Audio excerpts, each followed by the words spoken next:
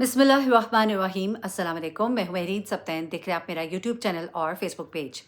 नाज़रीन, रमज़ान मुबारक का तक़द्दुस महीना आता है, ऐसा महीना कि जिसमें हम इबादत करते हैं, अल्लाह के और करीब हो जाते हैं, और एक ऐसा महीना जो हमारी, मुझे लगता है कि एक तरह से पूरे साल की हमारी एक तरह से अंदर से सफाई कर देता है, हम अंदर से साफ़ हो जाते हैं। इस महीने का एक इंतज़ार रहता है, इसकी खूबसूरती, इसके महीने की जो बरकतें हैं उसका तो क्या ही कहना। इस महीने में रमज़ान ट्रांसमिशंस जो हैं, आपको पता ही है कि वतीरा रहा है। बड़े-बड़े चैनल्स बड़ी-बड़ी रमज़ान ट्रांसमिशंस करते हैं, और मैं आपको बताऊँ कि ये जो चैनल्स हैं ना, ये पूरा साल इन रमज़ान ट्रांसमिशन का खाते हैं। जी हाँ, इतना कमाते हैं ये इस महीने में कि पूरा साल उनको इस एक महीने की इन ट्रांसमिशंस का फ़ायदा होता है। आपको याद होगा, एक टाइम था जब आलिम ऑनलाइन होता था, जब आमिर लियाकत मरहूम साहब होते थे, जब उनके प्रोग्राम्स होते थे, तब जो है इन प्रोग्राम्स की एक बड़ी हाइप बनी थी। लोग बहुत शौक से देखते थे, और उसमें कुछ बहुत अच्छी चीज़ें, ख़ास तौर पे जब शुरू में आलिम ऑनलाइन जैसे प्रोग्राम थे, उसमें बड़ी अच्छी गुफ्तगू होती थी, उलमा को बिठाया जाता था। लेकिन आहिस्ता-आहिस्ता उन्हीं लोगों ने एक नई जिद्दत उसमें लाई, और जिसमें बहुत से एंटरटेनमेंट के एलिमेंट्स को डाला। एंटरटेनमेंट के एलिमेंट्स डले, चले वहाँ तक भी समझ आती थी, गेम्स डल गए, कुछ हँसी-मज़ाक हो गया। लेकिन उसके बाद इस रमज़ान ट्रांसमिशन ने अब एक नया ही रुख इख्तियार कर लिया है, और इस वक़्त ये तमाम चैनल्स एक-दूसरे से आगे निकलने की दौड़ में कोशिश करते हैं कि कुछ ऐसा हो जाए हमारे प्रोग्राम में जो वायरल हो जाए। अब ये वायरल चाहे अच्छा होए, बुरा होए, लेकिन बस वायरल होए। पिछले साल भी रमज़ान ट्रांसमिशन में बहुत सी ऐसी चीज़ें हुई जिन्हें लोगों ने क्रिटिसाइज़ किया।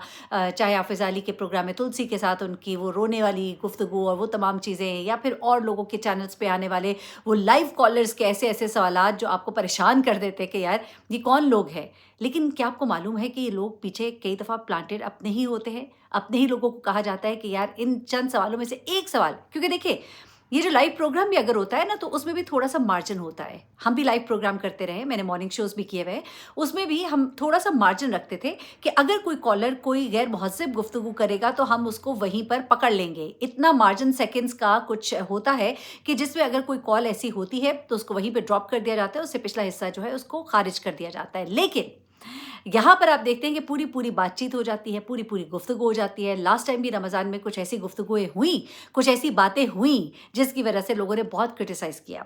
लेकिन अब इस दफ़ा तो एक अजीब-सी दौड़ लग गई है। मुझे सुनने को मिला है कि चैनल्स के मालिकान की तरफ से भी एक प्रेशर है कि भई हमें रेटिंग चाहिए। अब रेटिंग के लिए इन होस्ट्स ने जो तरीक़ाकार इख्तियार किया है, वो बड़ा ही अजीब-ओ-ग़रीब है। अब ज़रा सुनते जाइए और सर धुनते जाइए। मसलन कि हम आ जाते हैं पहले तो हमारी जो फ़िज़ाली, उनका जो प्रोग्राम बहुत वायरल हुआ, क्योंकि वो बहुत रोईं, और वो बहुत रोईं चूँकि उन्होंने गुफ्तगू सुनी डॉक्टर नबिया की, उन्हें बहुत दुःख हुआ। अब ना मालूम वो सच था कि झूठ था, चले मैं बात नहीं करती।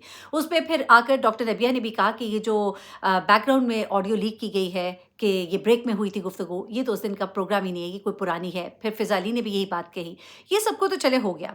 लेकिन उसके बाद एक ऐसी गुफ्तगू का लामतनाही सिलसिला शुरू हुआ, जिसमें मुबश्शिर लुकमान हों, नादिया ख़ान हों, चाहे मिशी ख़ान हों, ये तमाम एक्टर्स जो हैं, ये सामने आए और उन्होंने आड़े हाथों लिया फ़िज़ाली को। और उसमें उन्होंने कहा, मतलब मुझे अच्छा तो नहीं लगा, ऐसे नहीं कहना चाहिए था। जैसा मुबश्शिर लुकमान साहब ने कहा कि सारे साल नाचने वाली जो हैं, इस साल में बैठ जाती हैं सर पे दुपट्टा रख के, और फिर इस तरह रोना-धोना और ये सब चीज़ें, और रमज़ान के तक़द्दुस को पामाल करती हैं। देखिए, आप नहीं जानते, हो सकता है फ़िज़ाली को वाक़ई बहुत दुःख हुआ हो और उनके आंसू निकल गए हों। कुछ लोग बहुत जज़्बाती होते हैं, उनके जज़्बात को एक्सप्रेस करने का तरीका बहुत डिफ़रेंट होता है। लोगों को लगता है कि शायद ये बहुत ज़्यादा, लेकिन हैविंग सेड दैट, मुझे खुद भी बहुत ज़्यादा वो लगा कि that was too much, that was not called for. But anyway, हो गया। उसके बाद नादिया ख़ान ने भी इन्हें कहा, मिशी ने भी इनको कहा, बड़ा कुछ कहा, और जिस पर कि अब इन्होंने उनको बड़ा करारा जवाब दिया, वो भी आजकल बड़ा वायरल हुआ हुआ है। अब जब ये सब बातें सुन ली फ़िज़ाली ने, तो उन्होंने अब अपनी आवाज़ उठाई। उन्होंने कहा कि ये जितने लोग हैं ना, जो मुझ पर तनकीद कर रहे हैं और मेरे शो को कह रहे हैं कि मैं जानबूझ के मैंने ये सब कुछ किया, वो कहती हैं कि मैं हमेशा ख़वातीन को सपोर्ट करती हूँ। और मिशी खान के बारे में उन्होंने फिर बातें की, निदा यासिर के बारे में उन्होंने बातें की, निदा यासिर ने भी बात की, तो उन्होंने कहा कि निदा यासिर ने तो अपने प्रोग्राम में एक ऐसे कपल को बुला लिया जो जिनकी डिवोर्स हो चुकी थी, जमाल शाह और फरियाल गौहर को बुलाया, उनकी ज़ाती बातें शेयर की। क्या जमाल शाह की जो बीवी हैं, उनको ये बुरा नहीं लगा होगा कि वो अपनी एक्स वाइफ के साथ प्रोग्राम में बैठे हैं, अपनी पुरानी रोमानवी बातें याद कर रहे हैं, तलाक क्यों हुई ये याद कर रहे हैं। अच्छा, इस पे उन्होंने उनको लिताड़ा। फिर उसके बाद उन्होंने मिशी खान को उनका माज़ी याद दिलाया, तो नादिया खान को कहा कि वो तो बस अपने शोज़ में भूल गई हैं कि क्या सनसनी क्रिएट करती थी, जिसकी वजह से उनके कुछ शोज़ बंद भी हुए थे, ऑफ एयर भी हुई थी। ये सब बातें जो है, ये सबको ही पता है, माज़ी का हिस्सा है, कहानियाँ हैं जो सब जानते ही हैं। फिर उन्होंने मुबश्शिर लुकमान जो है, उनके बारे में बात की कि जनाब उनकी मलिक रियाज़ वाली वीडियो जो है, वो लीक जो हुई थी, क्या वो भूल गए हैं? पेशाद भट्टी साहब को भी उन्होंने मुनाफ़िक कहा। मिशी खान को उन्होंने कहा कि जनाब वो तो सब उनके माज़ी से वाकिफ़ हैं। जहाँ पर मिशी खान ने फिर उनको जवाब दिया कि जनाब आप भी 1999 से आ रही हैं और लोगों को आपा आपा कहती फिरती हैं। और इस तरह की बातें जो हैं अब एक दूसरे के ऊपर इल्ज़ामात और एक दूसरे को बुरा भला कहना, और मुबश्शिर लुकमान साहब ने जो बात की वो भी आपने सुनी। तो ये चीज़ें जो है अब रमज़ान जैसे महीने में, जहाँ पर कहते हैं कि अपनी ज़ुबानों का ख़्याल रखिए, किसी का दिल ना तोड़िए, किसी को तकलीफ़ ना दीजिए, अज़ियत ना दीजिए। यहाँ पर लोगों के माज़ी खंगाले जा रहे हैं, लोगों के कपड़े उतारे जा रहे हैं, लोगों को बदनाम मैं कहूँगी, या कहिए कि उनके नाम को मज़ीद बद या अच्छा किया जा रहा है, जो भी कह लीजिए। अब समझ नहीं आती कि इसके लिए क्या अल्फ़ाज़ इस्तेमाल किए जाएँ। अच्छा, ये सब को तो चल रहा है। अब यहाँ पर ही बस नहीं होती है। आप देख लीजिए निदा यासिर साहिबा, उन्होंने जब अभी हमने बात की जमाल शाह साहब की और उनकी जो एक्स वाइफ़ थी, उनकी हमने बात की, और उनका जो प्रोग्राम जब ऑन एयर हुआ तो लोगों ने इन्हें बहुत तनकीद का निशाना बनाया कि भाई एक इनकी डिवोर्स हो गई है। आपको मैं एक बात बताती चलूँ, इस्लाम के पॉइंट ऑफ व्यू से अगर आपकी डिवोर्स हो जाती है ना, तो मियाँ बीवी का एक दूसरे से पर्दा लाजिम हो जाता है। वो आम पर्दे से ज़्यादा पर्दा होता है, और वो चीज़ छोड़ को जब आप उनको इकट्ठा बिठा लें, वो भी रमज़ान मुबारक के महीने में। अब उसमें निदा कहती हैं कि जी मैंने तो इनको इसलिए इकट्ठा बिठाया ताकि मैं लोगों को दिखा सकूँ कि अगर रिश्ता ख़त्म भी हो जाता है तो ज़रूरी नहीं है कि तलखियाँ जो है वो साथ लिए हो, बल्कि लोग उसके बाद भी अच्छे से मिल सकते हैं, बात कर सकते हैं। लेकिन निदा ने ये बात कह तो दी, इसके जवाब में तो नहीं, लेकिन वैसे जब जमाल साहब से पूछा गया कि भई आप इस तरह के प्रोग्राम में गए और जमाल शाह साहब, आप फरियाल गौहर साहिबा आपकी एक्स वाइफ थीं, तो उन्होंने कहा कि देखिए, पहले तो मैं आपको क्लियर कर दूँ कि मुझे शुरू में ये बात नहीं मालूम थी कि मेरी जो वाइफ एक्स वाइफ है उनको बुलाया जा रहा है। वो कहती हैं कि जब मुझे इनवाइट किया गया था मैंने उसे हाँ कर दी थी। अच्छा, आम तौर पे जब हम गेस्ट को इनवाइट करते हैं ना, तो ज़्यादातर मेजॉरिटी गेस्ट पूछते हैं जी साथ कौन होगा। बहुत से लोग बहुत कॉन्शियस होते हैं कि हमारे साथ अच्छे लोग हों, ताकि प्रोग्राम जो है एक अच्छा प्रोग्राम, हिट प्रोग्राम हो। हमारी पर्सनैलिटी वैल्यू डाउन होती है कि हमारे साथ किसी छोटे बंदे को बिठा दिया। लेकिन चूँकि हो सकता है निदा यासिर का प्रोग्राम था, उन्होंने सोचा होगा कि भाई बड़ा चैनल है, बड़ी होस्ट है, अच्छे गेस्ट ही होंगे, तो उन्होंने पूछा नहीं होगा। तो वो कहते हैं कि जब मुझे उन्होंने शिरकत की दावत दी शान सहूर के लिए, तो मुझे नहीं मालूम था, मुझे बाद में पता चला कि मेरे साथ वो हैं, लेकिन मैं उस वक़्त तक हाँ कर चुका था। तो फिर मैंने सोचा कि चलो ठीक है, कुछ नहीं होता, एक ही बार तमाम सवालात के जवाबात दे दूँगा। तो मैंने तो ये सोचकर फिर हामी भर ली। तो बेसिकली लोग ये कह रहे हैं कि जमाल शाह साहब को जो है बेसिकली डबल क्रॉस किया गया, उनको तो मालूम ही नहीं था, और वो भी फट पड़े हैं निदा यासिर पे। एनीवे, उन्होंने अपना पॉइंट ऑफ व्यू बताया।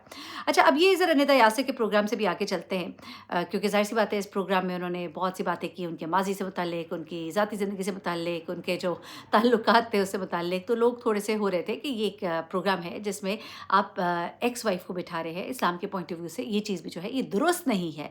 तो इस चीज़ को भी काफ़ी क्रिटिसाइज़ किया गया। अब आ जाते हैं जवेरिया सऊद की तरफ। आपको याद ही है जवेरिया सऊद जिन्होंने एक अपनी ब्रांड को लॉन्च किया, गालिबन जो भी था कपड़ों का, तो उसमें उन्होंने एक साड़ी पहनी, उसमें उनका लिबास लोगों को पसंद नहीं आया। लोगों ने बहुत क्रिटिसाइज़ किया। फिर वो कॉल में बैठी थी, अपने प्रोग्राम में कॉल्स ले रही थी, तो एक कॉल आती है जिसमें कोई खातून कहती हैं कि आप एक आलिम साहब, आप इनके साथ बैठे हैं, आप एक ऐसी खातून के साथ बैठे हैं जो ऐसे कपड़े पहनती हैं।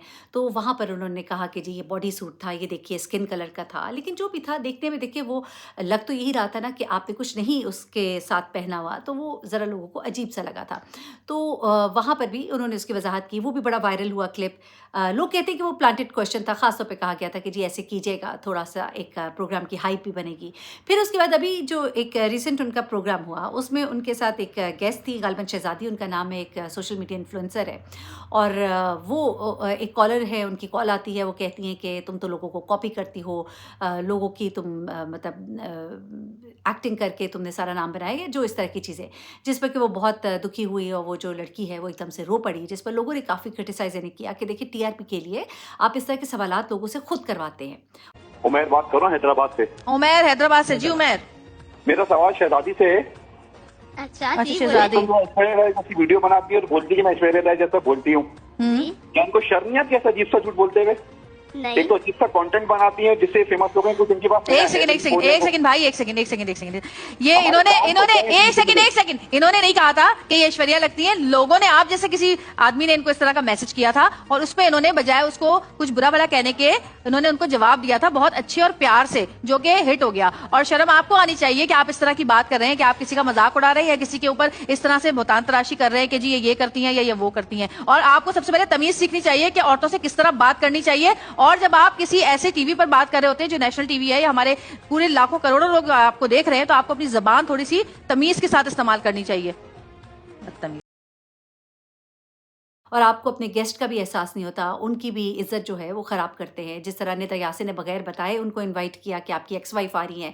आपने भी कॉलर जो है अपना अरेंज किया, लेकिन उस बंदी को नहीं बताया कि तुम्हारे बारे में ऐसी बात की जाएगी और वो शर्मिंदा होगी और इस तरह का मामला होगा। तो इस पर भी लोग उनको बहुत ज़्यादा तनकीद का निशाना बना रहे हैं कि इस वक्त लोग जो है इन प्रोग्राम्स में कोई प्रोडक्टिव, कोई क्रिएटिव गुफ्तगू करने के बजाय, कोई इस्लाम से मुतल्लिक लोगों को नॉलेज इम्पार्ट करने के बजाय इस तरह की चीज़ों में लगे हैं कि बस उन्हें रेटिंग चाहिए। और रेटिंग में ये भी एहसास छोड़ दिया है कि रमज़ान के महीने में ही आप उन चीज़ों को प्रमोट कर रहे हैं या उन चीज़ों की तशहीर कर रहे हैं जो कि इस्लाम के असूलों के ख़िलाफ़ है। लोग ये कह रहे हैं, ये मैं नहीं कह रही। मैं इन ट्रांसमिशंस के ऊपर इस वक्त लोग बहुत सीख पा है, बहुत क्रिटिसाइज़ कर रहे हैं, सोशल मीडिया पे बहुत ट्रोलिंग हो रही है। तो मैंने कहा आपको बताते हैं कि आखिर वजह क्या है। और इसी तरह के और भी बहुत से प्रोग्राम्स हैं, बहुत सी कॉल्स हैं जहाँ अच्छे थोड़े बहुत काम हो रहे हैं, लेकिन ज़्यादा पूरी गेम रेटिंग की है। अपना बहुत ख्याल रखिएगा, दुआ में याद रखिएगा। अल्लाह हाफ़िज़।